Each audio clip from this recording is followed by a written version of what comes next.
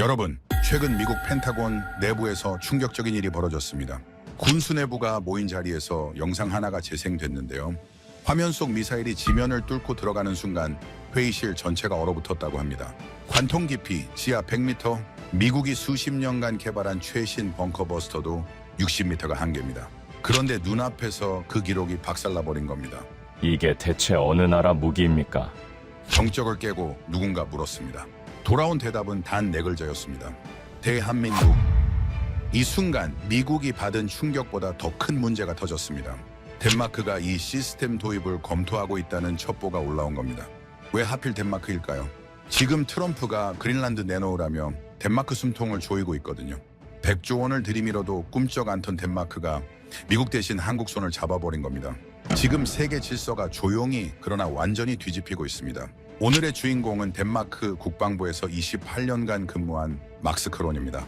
그의 눈앞에서 벌어진 충격적인 현장, 지금 바로 들어가 보시죠. 시작하기 전 구독과 좋아요, 그리고 댓글로 우리의 대한민국을 응원해주세요. 안녕하세요. 저는 막스 크론이라고 합니다. 덴마크 국방부 방위획득국에서 28년간 근무했습니다. 젊은 시절 육군 장교로 시작해서 대령으로 전역한 뒤 국방부에서 무기 도입과 방어체계 구축을 담당해왔지요.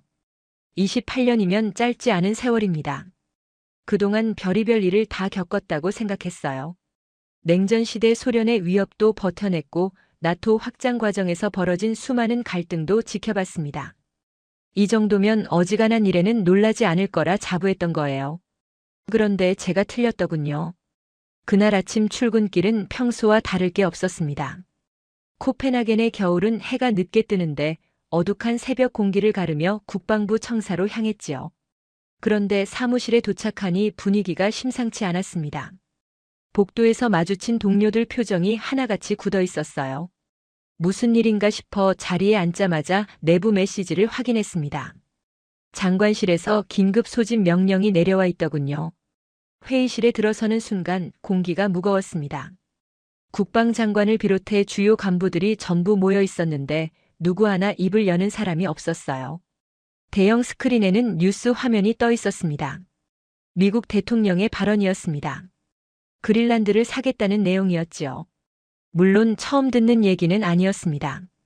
몇 년 전에도 비슷한 소리가 나왔다가 웃음거리로 끝났으니까요. 하지만 이번에는 달랐습니다. 금액까지 구체적으로 거론되고 있었어요. 100조 원이 넘는 천문학적인 숫자였습니다. 그리고 그 뒤에 붙은 말이 문제였습니다.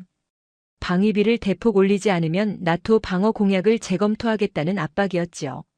저는 그 순간 심장이 철렁 내려앉는 걸 느꼈습니다. 70년 넘게 유지해온 동맹이 흔들리고 있었던 겁니다. 회의는 3시간 넘게 이어졌습니다. 결론은 하나였어요. 그린란드는 절대 팔 수 없다. 하지만 방어 대책은 새로 세워야 한다. 그 임무가 제게 떨어졌습니다. 그린란드를 자체적으로 방어할 수 있는 시스템을 찾아오라는 거였지요. 미국에만 의존하던 구조에서 벗어날 대안이 필요했습니다. 기한은 2달. 시간이 넉넉지 않았어요. 사무실로 돌아와 책상에 앉았는데 머릿속이 하얘지더군요. 북극권에 위치한 그린란드는 세계에서 가장 큰 섬입니다. 면적만 한반도의 10배가 넘어요. 그 광활한 땅을 방어할 시스템을 어디서 구한단 말입니까? 게다가 나토 동맹국들 눈치도 봐야 했습니다.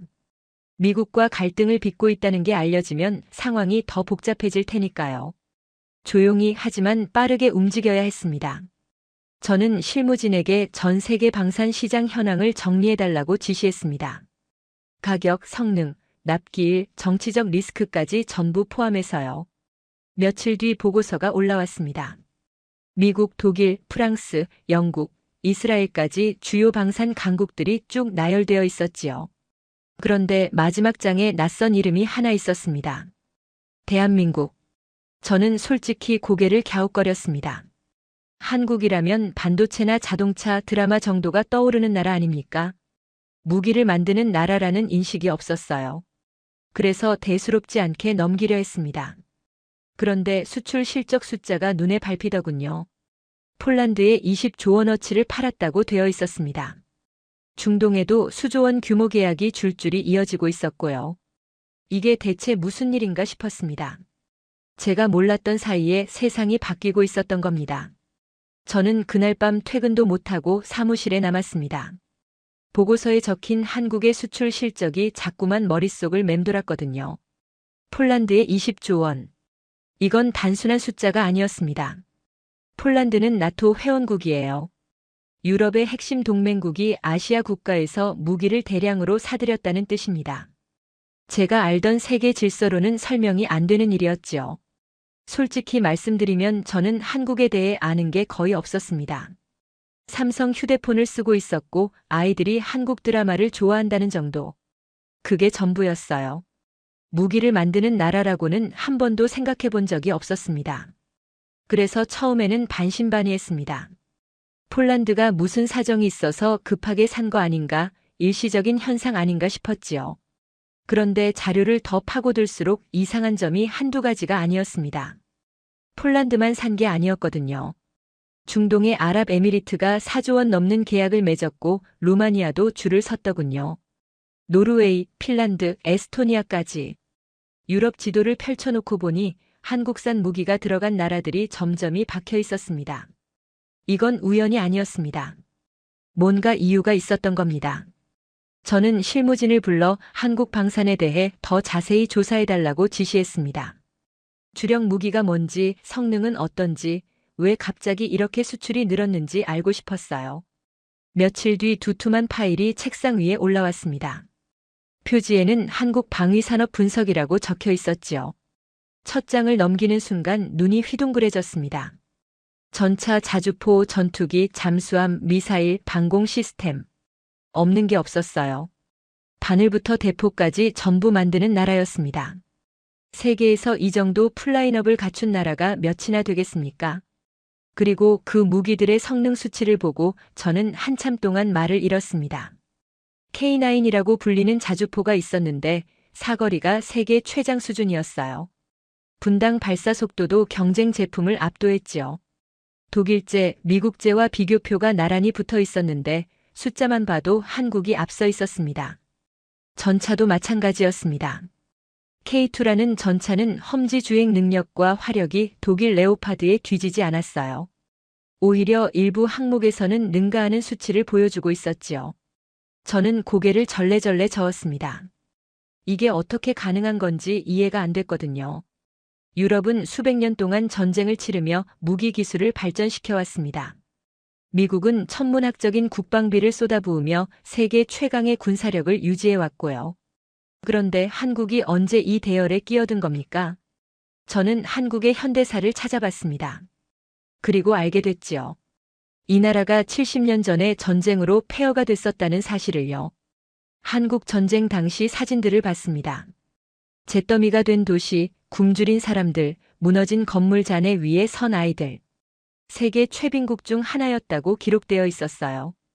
그 나라가 지금 세계 최고 수준의 무기를 만들고 있었습니다. 불과 70년 만에요. 저는 책상에 기대앉아 한참을 생각했습니다. 도대체 어떻게 이런 일이 가능한 건지. 그때 한 가지 사실이 눈에 들어왔습니다. 한국은 지금도 전쟁 중이라는 거였어요. 휴전 상태일 뿐 북쪽에는 여전히 적이 있었습니다. 언제든 미사일이 날아올 수 있는 상황에서 수십 년을 버텨온 나라였지요. 그제야 조금 이해가 되기 시작했습니다. 절박함이 다르구나. 살아남기 위해 이를 악물고 달려온 거구나. 저는 보고서를 덮고 창밖을 바라봤습니다. 코펜하겐의 밤거리는 평화로웠어요. 불 켜진 카페에서 사람들이 웃고 떠들고 있었지요. 덴마크는 수십 년간 전쟁을 겪지 않았습니다. 평화가 당연한 나라에서 살아온 거예요. 그런 우리가 한국을 몰랐던 건 어쩌면 당연한 일이었는지도 모릅니다. 하지만 이제는 알아야 했습니다. 그린란드를 지키려면 대안이 필요했으니까요. 저는 마음을 정했습니다. 한국을 진지하게 검토해 보기로요. 다음 날 아침 저는 실무진 회의를 소집했습니다. 방산 대안을 논의하는 자리였는데 제가 한국을 언급하자 분위기가 묘해지더군요. 누군가 조심스럽게 물었습니다. 미국이 알면 어떻게 하냐고요. 맞는 말이었습니다. 미국이 그린란드를 달라고 압박하는 상황에서 우리가 한국과 손을 잡으면 어떤 반응이 나올지 뻔했지요. 배신자 취급을 받을 수도 있었어요. 하지만 저는 반문했습니다. 그러면 미국에 계속 끌려다녀야 하느냐고요. 회의실이 조용해졌습니다. 저는 말을 이었습니다. 지금 미국은 우리에게 돈을 내놓으라고 하고 있다. 방위비를 올리고 그린란드까지 팔라고 한다. 70년 동맹이 이런 거였나? 우리가 언제까지 이렇게 끌려다녀야 하나? 아무도 대답하지 못했습니다. 저는 결론을 내렸습니다. 일단 조용히 한국과 접촉해보자고요. 어떤 조건을 제시하는지, 실제로 우리가 필요한 걸 줄 수 있는지 확인해보자고 했습니다. 이게 모든 일의 시작이었습니다. 한국 측과의 첫 접촉은 생각보다 빠르게 이루어졌습니다. 저희가 비공식 채널로 의향을 전달하자 일주일도 안 돼서 답신이 왔더군요. 자료를 보내겠다, 필요하면 직접 만나서 설명하겠다는 내용이었습니다. 저는 솔직히 그 속도에 놀랐습니다. 보통 이런 일은 몇 달씩 걸리거든요. 관료주의가 끼어들고 이해관계를 따지고 승인 절차를 밟느라 시간이 한없이 늘어지는 게 일반적이에요. 그런데 한국은 달랐습니다. 며칠 뒤 두툼한 문서 파일이 도착했습니다. 제안서라기보다는 종합 카탈로그에 가까웠어요. 한국이 보유한 방어 시스템 전체가 일목요연하게 정리되어 있었지요. 저는 커피 한 잔을 내리고 천천히 읽어나가기 시작했습니다. 그리고 페이지를 넘길수록 눈을 의심하게 됐습니다. 가장 먼저 눈에 들어온 건 가격이었습니다. 미국산 방공 시스템과 한국산 방공 시스템을 비교해 놓은 표가 있었는데 가격 차이가 어마어마했어요. 한국 제품이 미국 것의 절반도 안 됐습니다. 처음에는 오타인 줄 알았습니다. 단위를 잘못 쓴 게 아닌가 싶어서 2번, 3번 확인했지요. 오타가 아니었습니다. 그 다음으로 눈에 띈 건 납기일이었습니다. 미국이나 독일에 주문하면 최소 2년에서 3년을 기다려야 합니다. 생산 라인이 밀려 있고 의회 승인도 받아야 하고 이런저런 행정 절차가 복잡하거든요. 한국은 3개월에서 6개월이라고 적혀 있었습니다. 저는 눈을 비볐습니다. 3개월이라고요? 전차 수백 대, 자주포 수백 문을 3개월 만에 납품할 수 있다는 게 말이 됩니까? 저는 30년 가까이 이 바닥에 있었지만 이런 숫자는 처음 봤습니다. 어떻게 이게 가능한지 이해가 안 됐습니다. 뭔가 과장이 섞여 있는 게 아닌가 의심이 들었어요. 그래서 따로 검증을 해봤습니다. 폴란드 국방부에 연락해서 실제 납품 일정이 어땠는지 물어봤지요. 돌아온 대답에 저는 할 말을 잃었습니다. 약속한 날짜에 정확히 도착했다고 하더군요. 심지어 일부는 예정보다 빨리 왔다고 했습니다. 품질 문제도 없었고 인도 후 기술 지원까지 꼼꼼하게 해줬다고요. 저는 전화를 끊고 한참 동안 멍하니 앉아 있었습니다. 이건 뭔가 다른 차원의 이야기였습니다. 제가 알던 방산업계의 상식으로는 설명이 안 되는 일이었어요. 자료를 더 꼼꼼히 읽어봤습니다. 그러다가 한 가지 설명을 발견했지요. 한국은 생산 라인이 24시간 가동된다고 적혀 있었습니다. 3교대, 4교대로 쉬지 않고 돌린다는 거였어요. 그리고 부품 공급망이 국내에 집중되어 있어서 해외에서 조달하느라 시간을 허비할 일이 없었습니다. 게다가 정치적 승인 절차도 훨씬 간소했습니다. 의회에서 몇 달씩 끄는 일이 없었어요. 결정이 나면 바로 생산에 들어가는 구조였지요. 왜 이렇게 빠른지 이제야 조금 이해가 됐습니다. 북한 때문이었습니다. 한국은 언제 전쟁이 터질지 모르는 나라입니다. 당장 내일 포탄이 날아와도 이상하지 않은 상황에서 수십 년을 살아왔어요. 그런 나라가 무기 생산을 느긋하게 할 리가 없지요. 빨리 만들고 빨리 배치하고 빨리 대응하는 게 생존의 조건이었던 겁니다. 그 절박함이 시스템을 만들어낸 거였어요. 저는 깊은 한숨을 내쉬었습니다. 덴마크는 평화로운 나라입니다. 전쟁의 위협을 느끼며 산 적이 거의 없어요. 그래서 우리는 무기를 급하게 만들 이유가 없었고 납기가 2년이든 3년이든 기다리면 그만이었지요. 하지만 한국은 달랐습니다. 그들에게 2년은 너무 긴 시간이었어요. 그 사이에 나라가 사라질 수도 있으니까요. 저는 다음 페이지로 넘어갔습니다. 그리고 또 한 번 충격을 받았지요. 미사일 항목이 나왔는데 거기서 눈을 뗄 수가 없었습니다. 현무라는 이름의 미사일 시리즈가 있었어요. 그 중에서도 현무5라는 모델이 유독 눈에 띄었습니다.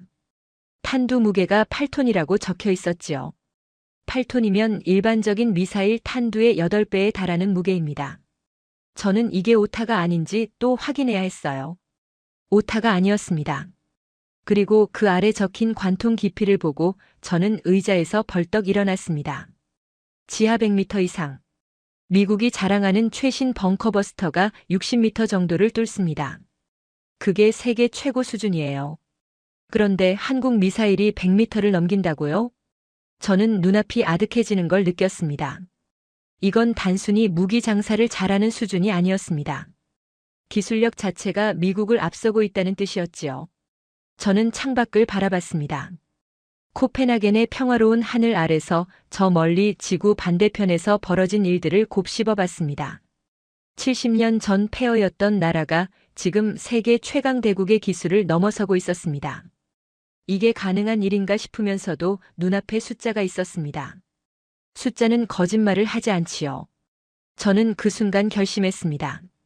직접 가서 봐야겠다고요. 서류만 봐서는 믿을 수가 없었습니다. 내 눈으로 확인해야 했어요.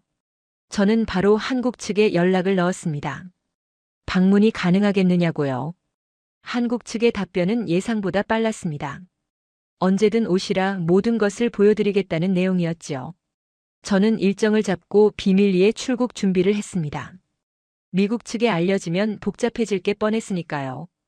공식 출장이 아닌 개인 휴가 형식을 빌렸습니다. 코펜하겐에서 서울까지는 직항이 없어서 경유를 해야 했습니다. 거의 하루가 꼬박 걸렸지요. 비행기 안에서 저는 계속 자료를 들여다봤습니다. 숫자들이 머릿속에서 맴돌았어요. 관통 깊이 100m, 납기 3개월, 가격 절반. 도저히 믿기 어려운 수치들이었습니다. 직접 보기 전까지는 반신반의할 수밖에 없었지요. 인천공항에 도착한 건 이른 아침이었습니다. 입국장을 나서는 순간 저는 멈춰 서고 말았습니다. 공항의 규모와 시설이 압도적이었어요. 천장이 아득히 높았고 바닥은 거울처럼 반짝거렸습니다. 사람들이 질서정연하게 움직이고 있었지요. 안내 표지판은 여러 언어로 깔끔하게 정리되어 있었고 어디를 봐도 먼지 하나 없었습니다. 저는 유럽의 유명 공항들을 많이 이용해 봤습니다. 하지만 이 정도는 처음이었어요. 마치 미래 도시에 온 것 같은 느낌이 들었지요. 한국 측에서 마중 나온 사람이 저를 맞이했습니다. 국방과학연구소 소속이라고 자신을 소개하더군요. 검정색 세단이 대기하고 있었습니다. 차를 타고 이동하면서 창밖을 바라봤습니다. 고속도로는 매끄럽게 뻗어 있었고 양쪽으로 고층 건물들이 줄지어 서 있었어요. 도시 전체가 깨끗하고 정돈된 느낌이었지요. 저는 유럽의 도시들을 많이 다녀봤지만 이렇게 역동적인 느낌은 처음이었습니다. 모든 것이 빠르게 돌아가고 있었어요. 사람들도 차들도 건물도. 숙소에 짐을 풀고 잠시 쉬었습니다. 그날 오후에 본격적인 일정이 시작될 예정이었지요. 첫 번째 방문지는 서울 시내의 한 회의실이었습니다. 한국방위사업청과 국방과학연구소 관계자들이 나와 있었지요. 저는 인사를 나누고 자리에 앉았습니다. 긴장이 되더군요. 과연 서류에서 본 숫자들이 진짜인지 확인하게 될 테니까요. 브리핑이 시작됐습니다. 대형 화면에 한국의 방어체계 개념도가 떴습니다. 한국형 미사일 방어체계라고 불리는 시스템이었어요. 저는 그 구조를 보고 감탄을 금할 수 없었습니다. 4층 구조였습니다. 마치 성을 쌓듯이 겹겹이 방어막을 쌓아놓은 형태였지요. 첫 번째 층은 장거리 탐지였습니다.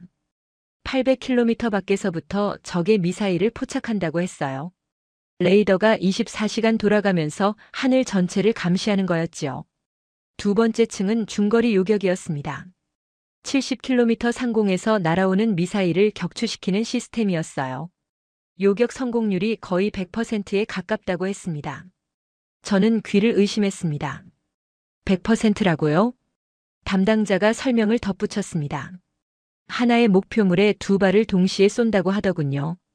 한 발이 놓쳐도 다른 한 발이 잡는 구조였어요. 그리고 인공지능이 실시간으로 적 미사일의 궤도를 예측해서 회피 기동을 해도 미리 대응한다고 했습니다. 사람보다 1000배 빠른 속도로 계산한다고요. 세 번째 층은 근거리 방어였습니다. 레이저로 드론이나 로켓을 격추시키는 시스템이었어요. 한 발당 비용이 몇 달러밖에 안 든다고 했습니다. 저는 펜을 놓고 잠시 생각에 잠겼습니다. 미국의 미사일 요격 시스템은 한 발에 수십억 원이 들어요. 그런데 한국은 몇 달러라고요? 경제성까지 고려한 시스템이었습니다. 단순히 막는 것만 생각한 게 아니라 얼마나 효율적으로 막느냐까지 계산한 거였지요. 네 번째 층은 억제력이었습니다. 이 부분에서 저는 숨이 멎는 줄 알았어요. 현무호가 화면에 떴습니다. 길이 15m가 넘는 거대한 미사일이었습니다. 탄두 무게 8톤, 최고 속도 마하 10, 관통 깊이 100m 이상. 담당자가 설명했습니다.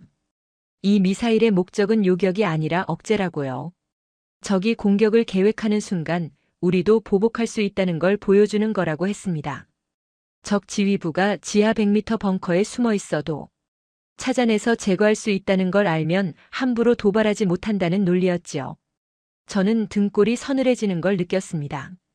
이건 단순한 방어 무기가 아니었습니다. 공격과 방어를 동시에 갖춘 완전한 전략 체계였어요. 어떤 적이 쳐들어와도 막아낼 수 있고 필요하면 반격까지 할 수 있는 구조였지요. 브리핑이 끝난 뒤 저는 한참 동안 아무 말도 하지 못했습니다. 서류에서 본 숫자들이 과장이 아니었습니다. 오히려 실제로 보니까 더 대단하게 느껴졌어요. 저는 담당자에게 물었습니다. 이걸 직접 볼 수 있겠느냐고요. 담당자가 고개를 끄덕였습니다. 내일 연구소로 모시겠다고 하더군요. 그 다음날 아침 저는 검은색 차량에 올라탔습니다. 행선지는 수도권 외곽에 위치한 국방과학연구소였어요. 도심을 벗어나자 풍경이 바뀌었습니다. 낮은 산들이 이어지고 군데군데 철조망이 보이더군요. 점점 군사시설 지역으로 들어가고 있다는 걸 느낄 수 있었습니다. 게이트를 3번이나 통과했습니다. 매번 신분증 확인, 지문 인식, 차량 검색이 이어졌지요. 보안이 굉장히 철저했습니다. 마지막 게이트를 지나자 거대한 건물이 나타났습니다. 회색 콘크리트로 된 건물이었는데 창문이 거의 없었어요. 외부에서 내부를 볼 수 없게 설계된 구조였지요. 건물 안으로 들어서자 또 한 번 보안 검색을 받았습니다. 휴대전화와 모든 전자기기를 맡겨야 했어요. 저를 안내한 사람은 연구소에서 20년 넘게 미사일 개발을 담당해온 연구원이었습니다. 나이는 50대 초반으로 보였고 손에 굳은 살이 잡혀 있었어요. 책상에만 앉아있던 사람의 손이 아니었지요. 엘리베이터를 타고 지하로 내려갔습니다. 문이 열리자 거대한 공간이 펼쳐졌어요. 통제실이었습니다. 정면에 대형 스크린 5개가 나란히 설치되어 있었습니다. 벽면 전체를 수십 개의 모니터가 가득 채우고 있었지요. 20명이 넘는 인원이 각자의 자리에서 작업 중이었습니다. 키보드 두드리는 소리가 끊임없이 들려왔어요. 모든 것이 실시간으로 돌아가고 있었습니다. 저는 한반도 지도가 띄워진 대형 스크린을 바라봤습니다. 곳곳에 녹색 점들이 찍혀 있었어요. 레이더 기지라고 하더군요. 전국에 42개 기지가 가동 중이라고 했습니다. 42개. 저는 속으로 계산을 해봤습니다. 덴마크 면적의 몇 분의 1밖에 안 되는 땅에 42개 레이더가 깔려 있다는 건 하늘 전체를 빈틈없이 감시하고 있다는 뜻이었지요. 연구원이 시연을 보여주겠다고 했습니다. 화면이 바뀌었습니다. 가상의 위험 목표물이 설정됐어요.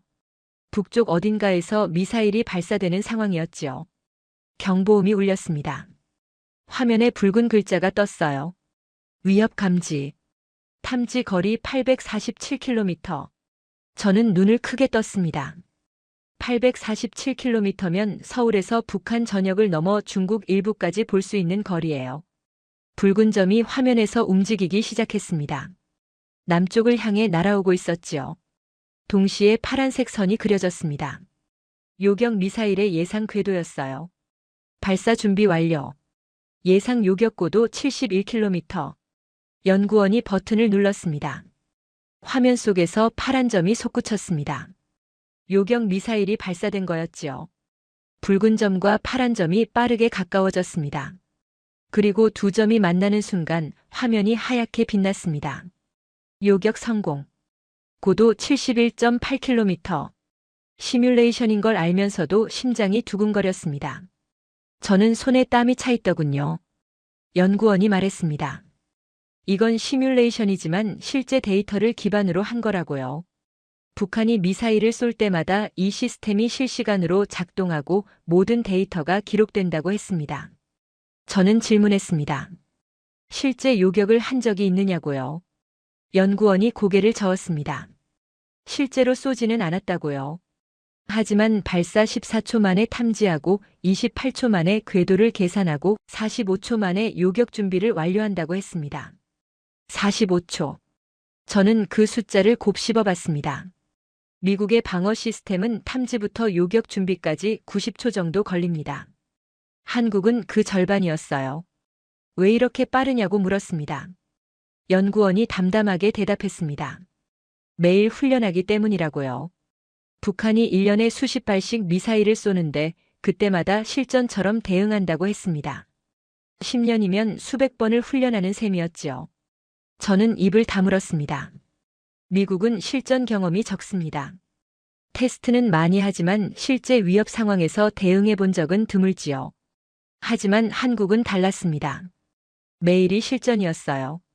그 차이가 45초와 90초의 차이를 만들어낸 거였습니다. 이어서 현무 5 시뮬레이션이 진행됐습니다. 화면에 거대한 미사일 형상이 떴습니다. 길이 15m가 넘고 직경이 사람 키만 했어요. 발사 버튼이 눌렸습니다. 화면 속에서 미사일이 솟구쳤습니다. 불기둥이 치솟았고 굉음이 스피커를 통해 울렸지요. 속도계가 올라갔습니다. 마하 5, 마하 8, 마하 10. 미사일이 정점에 도달했습니다. 고도 500km. 우주 경계선 바로 아래였어요. 그리고 포물선을 그리며 하강하기 시작했습니다. 속도가 더 올라갔지요. 마하 10, 마하 12, 마하 15. 착탄까지 카운트다운이 시작됐습니다. 10초, 5초, 3초, 1초. 화면이 하얗게 빛났습니다. 지면에 거대한 폭발이 일어났어요. 화면이 천천히 확대됐습니다. 지면에 거대한 구멍이 뚫려 있었습니다. 관통 깊이 127m. 저는 의자에서 일어섰습니다. 다리에 힘이 풀리는 것 같았어요. 서류에서 본 100m도 놀라웠는데 실제 시뮬레이션에서는 127m를 뚫어버린 겁니다. 미국의 벙커버스터가 60m. 한국은 그 2배를 넘겼습니다. 저는 더 이상 의심하지 않았습니다. 내 눈으로 직접 봤으니까요. 시뮬레이션이 끝난 뒤 저는 한동안 아무 말도 하지 못했습니다. 연구원이 조용히 다가와서 물었습니다. 더 궁금한 게 있으시냐고요? 저는 입을 열었습니다. 하나만 물어봐도 되겠느냐고요? 어떻게 이렇게 됐습니까? 한국은 어떻게 이 정도 기술을 갖추게 된 겁니까? 연구원이 잠시 생각에 잠기더니 천천히 말을 꺼냈습니다. 자기 아버지가 한국 전쟁에 참전했다고 하더군요. 그때 한국은 아무것도 없었다고 했습니다. 총도 부족했고 전차도 없었고 비행기도 없었다고요. 미군이 도와주지 않았으면 나라가 사라졌을 거라고 했습니다. 아버지가 평생 한 가지만 말씀하셨다고 하더군요. 다시는 당하지 말아라. 저는 그 말을 듣고 가슴이 뜨거워지는 걸 느꼈습니다. 연구원이 말을 이었습니다. 아버지 세대는 그 치욕을 평생 안고 살았다고요. 그래서 다음 세대에게 유언처럼 남겼다고 했습니다. 다시는 당하지 말아라. 스스로를 지킬 힘을 갖춰라. 그게 70년간 이어져 온 거라고 하더군요. 저는 고개를 숙였습니다. 부끄러웠어요. 덴마크는 평화로운 나라입니다. 수십 년간 전쟁을 겪지 않았지요. 그래서 우리는 무기 개발에 절박할 이유가 없었습니다. 미국이 지켜주면 그만이었으니까요. 하지만 한국은 달랐습니다. 당장 내일 전쟁이 터질 수 있는 나라에서 살아온 거였어요. 그 절박함이 이 기술을 만들어낸 거였지요. 저는 연구원에게 물었습니다. 이 시스템을 그린란드에 설치할 수 있겠느냐고요. 연구원이 고개를 끄덕였습니다. 가능하다고요. 얼마나 걸리겠느냐고 물었습니다. 4개월이면 1차 배치가 완료된다고 하더군요. 4개월. 저는 그 숫자를 곱씹어 봤습니다. 미국이나 독일한테 부탁하면 최소 2년입니다. 그것도 정치적 협상이 잘 풀려야 가능한 얘기였지요. 의회 승인을 받느라 몇 달 더 걸릴 수도 있었고요. 그런데 한국은 4개월이라고 했습니다. 비용은 어떻게 했느냐고 물었습니다. 연구원이 종이 한 장을 건넸습니다. 거기에 숫자가 적혀 있었어요. 저는 3번이나 확인했습니다. 미국 시스템의 40% 수준이었습니다. 가격도 절반 이하, 납기도 4분의 1. 성능은 오히려 앞서 있었지요. 저는 종이를 내려놓고 창밖을 바라봤습니다. 해가 기울어가고 있었어요. 어떻게 이 가격이 가능한 겁니까? 저는 솔직하게 물었습니다. 연구원이 설명해 줬습니다. 한국은 수출용 무기를 따로 개발하지 않는다고 하더군요. 실전에 배치된 시스템을 그대로 제공한다고 했습니다. 이미 개발비가 상각됐고 생산 라인이 돌아가고 있으니까 추가 비용이 적다는 거였지요. 그리고 정치적 조건도 없다고 했습니다.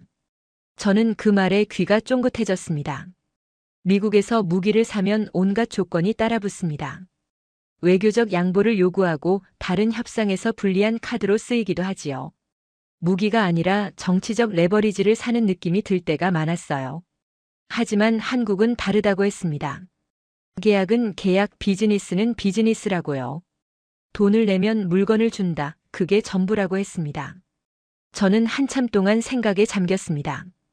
미국은 강합니다. 세계 최강의 군사력을 가지고 있지요. 하지만 신뢰할 수 있느냐고 물으면 솔직히 자신 있게 대답하기 어려웠습니다. 지금 우리한테 그린란드를 팔라고 압박하는 나라가 미국이에요. 방위비를 올리지 않으면 보호해주지 않겠다고 협박하는 나라가 미국이었지요. 70년 동맹이 이런 식으로 흔들릴 줄은 몰랐습니다. 반면 한국은 어땠습니까? 폴란드에 약속한 날짜에 정확히 납품했습니다. 품질 문제도 없었고 정치적 조건도 달지 않았지요. 계약서에 적힌 대로만 했습니다. 그게 신뢰였습니다. 저는 연구원에게 손을 내밀었습니다. 감사합니다. 제가 틀렸습니다. 한국을 과소평가했습니다. 연구원이 제 손을 잡았습니다. 굳은 살이 잡힌 손이었지요. 우리는 미국을 이기려는 게 아닙니다. 연구원이 말했습니다.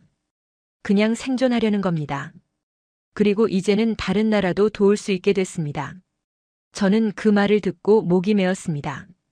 70년 전 세계 최빈국이었던 나라가 지금 다른 나라를 돕겠다고 말하고 있었습니다. 미국의 원조를 받아 겨우 살아남았던 나라가 이제는 세계 최강 대국과 어깨를 나란히 하고 있었지요. 이게 기적이 아니면 뭐겠습니까? 저는 호텔로 돌아오는 차 안에서 창밖을 바라봤습니다. 서울의 야경이 반짝거리고 있었어요. 수많은 불빛들이 강물에 비치고 있었지요. 저 불빛 하나하나가 누군가의 삶이겠지요. 전쟁의 폐허에서 일어나 오늘을 만들어낸 사람들의 이야기가 담겨 있을 겁니다. 저는 노트북을 열었습니다. 코펜하겐에 보낼 보고서를 쓰기 시작했지요. 제목은 이렇게 정했습니다. 한국을 선택해야 하는 이유. 서울에서 돌아온 뒤 저는 곧바로 보고서를 제출했습니다. 회의가 소집됐습니다. 장관을 비롯한 주요 간부들이 전부 모인 자리였지요. 저는 화면에 자료를 띄우고 설명을 시작했습니다. 한국의 방어체계, 성능 수치, 가격, 납기일, 실제 운용 사례까지 모든 것을 보여줬어요. 회의실이 조용해졌습니다. 숫자들이 너무 압도적이어서 아무도 쉽게 입을 열지 못하더군요. 잠시 후 누군가 질문을 던졌습니다. 미국은 어떻게 할 거냐고요? 맞는 말이었습니다. 우리가 미국을 제치고 한국과 손을 잡으면 어떤 일이 벌어질지 뻔했지요. 트럼프가 가만히 있지 않을 겁니다. 방위비 압박이 더 거세질 수도 있었고 최악의 경우 나토 탈퇴 협박까지 나올 수 있었어요. 저는 잠시 생각한 뒤 대답했습니다. 미국 눈치를 보다가 언제까지 끌려다닐 겁니까? 그린란드를 팔 수는 없습니다. 하지만 지킬 수는 있어야 합니다. 미국이 안 도와주면 우리가 알아서 해야 합니다. 회의실이 웅성거렸습니다.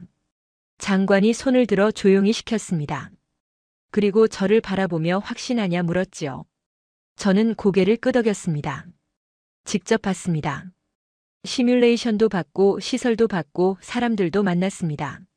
이들은 70년간 전쟁 위협 속에서 살아온 사람들입니다. 매일이 실전이었습니다. 그래서 빠르고 그래서 정확합니다. 저는 말을 이었습니다.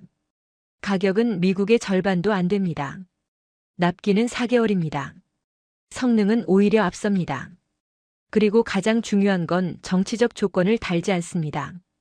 계약대로만 합니다. 이보다 좋은 조건을 줄 나라가 어디 있겠습니까? 회의실이 다시 조용해졌습니다. 장관이 한참을 생각하더니 한국과 협의를 시작하자고 했습니다. 저는 가슴이 벅차올랐습니다. 드디어 결정이 난 거였어요. 하지만 문제가 끝난 건 아니었습니다. 미국 측에서 반응이 왔거든요.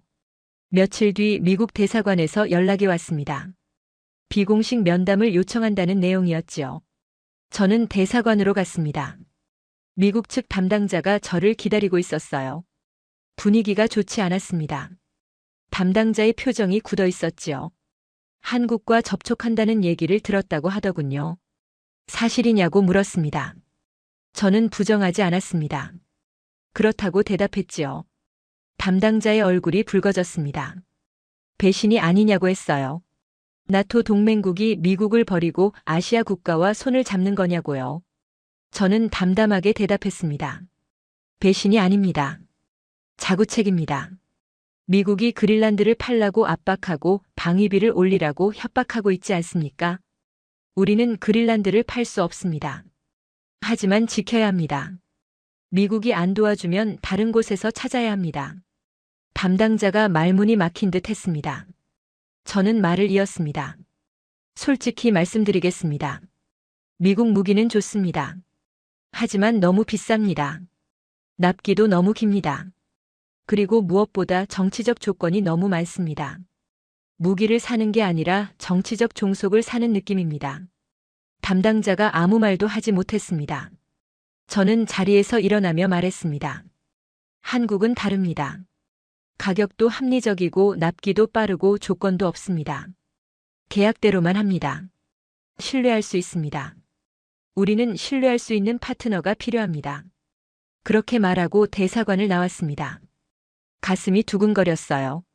미국과 정면으로 맞선 거였으니까요. 하지만 후회는 없었습니다. 이게 덴마크를 위한 길이라고 믿었거든요. 코펜하겐으로 돌아오는 길에 창밖을 바라봤습니다. 운하 위로 보트들이 지나가고 있었고 카페에서 사람들이 커피를 마시고 있었지요. 평화로운 풍경이었습니다. 이 평화를 지키려면 우리 스스로 강해져야 합니다. 미국에만 의존해서는 안 됩니다. 저는 그날 밤 한국 측에 연락을 넣었습니다. 본격적인 협의를 시작하겠다고요. 한국에서 바로 답신이 왔습니다. 환영한다. 언제든 준비되어 있다고 했지요. 그렇게 모든 것이 시작됐습니다. 저는 지금 이 이야기를 여러분께 들려드리면서 많은 생각이 듭니다.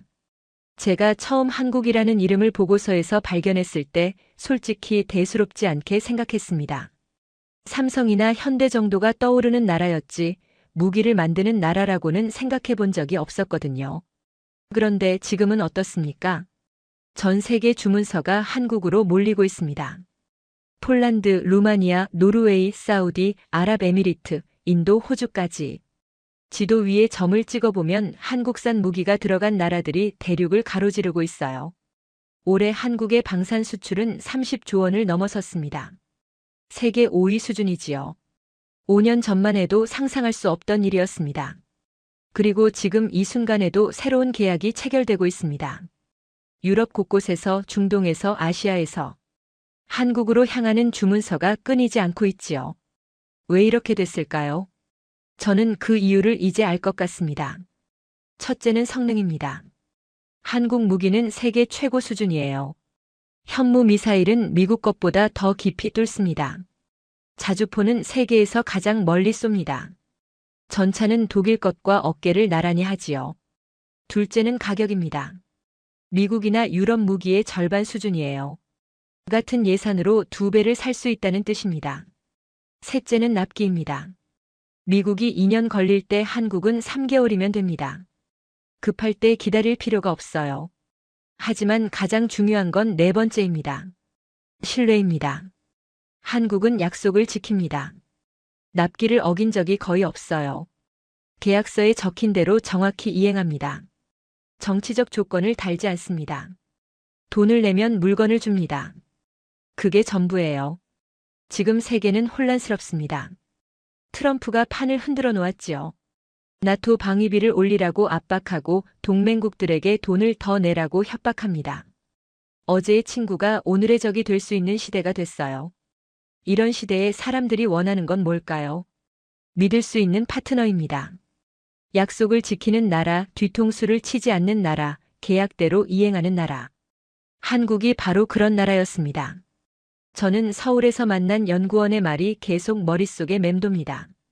우리는 미국을 이기려는 게 아닙니다. 그냥 생존하려는 겁니다. 그 말이 진심이라는 걸 저는 알았습니다. 한국은 70년간 전쟁 위협 속에서 살아왔어요. 북쪽에서 언제 미사일이 날아올지 모르는 상황에서 버텨온 겁니다. 그 절박함이 오늘의 한국을 만들었습니다. 폐허에서 시작해서 세계 최고 수준의 무기를 만드는 나라가 됐습니다. 원조를 받던 나라에서 다른 나라를 돕는 나라가 됐지요. 이게 기적이 아니면 뭐겠습니까? 저는 28년간 국방 분야에서 일했습니다. 수많은 나라들을 받고 수많은 무기들을 평가했지요. 하지만 한국처럼 짧은 시간에 이렇게 성장한 나라는 본 적이 없습니다. 그리고 가장 인상적인 건 한국 사람들의 태도였습니다. 자랑하지 않았어요. 큰 소리치지 않았습니다. 그냥 묵묵히 일하고 묵묵히 만들고 묵묵히 납품했지요. 말이 아니라 행동으로 보여줬습니다. 신뢰는 그렇게 만들어지는 거였습니다. 저는 덴마크로 돌아와서 많은 것을 다시 생각하게 됐습니다. 우리가 무엇을 믿고 살아왔는지, 앞으로 무엇을 믿어야 하는지. 미국은 강합니다. 하지만 신뢰할 수 있느냐고 물으면 더 이상 자신 있게 대답하기 어렵습니다. 한국은 미국보다 작습니다. 하지만 신뢰할 수 있느냐고 물으면 저는 자신 있게 믿을 수 있다고 말할 수 있습니다. 지금 이 순간에도 트럼프는 그린란드를 내놓으라고 압박하고 있습니다. 100조 원을 들이밀어도 우리는 팔지 않을 겁니다. 그리고 우리는 한국과 함께 그린란드를 지킬 준비를 하고 있습니다. 세계가 바뀌고 있습니다. 힘만으로는 안 되는 시대가 왔어요. 신뢰가 있어야 합니다. 약속을 지켜야 합니다. 한국은 그걸 70년간 증명해 왔습니다. 폐허에서 시작해서 포기하지 않고 이를 악물고 달려온 결과입니다. 저는 그 이야기를 여러분께 전하고 싶었습니다. 세상에서 가장 강한 건 무기가 아닙니다. 돈도 아닙니다. 믿을 수 있는 사람들, 약속을 지키는 사람들, 포기하지 않는 사람들. 그게 진짜 힘입니다. 대한민국이 바로 그런 나라였습니다. 오늘 사연은 여기까지입니다. 덴마크가 미국 대신 한국 방산을 선택한 스토리 어떠셨나요? 사연의 주인공에게 응원의 댓글을 남겨주세요. 지금까지 감동정거장에서 사연 전해드렸습니다. 사연이 마음에 드셨다면 좋아요와 구독 부탁드립니다. 시청해주셔서 감사합니다.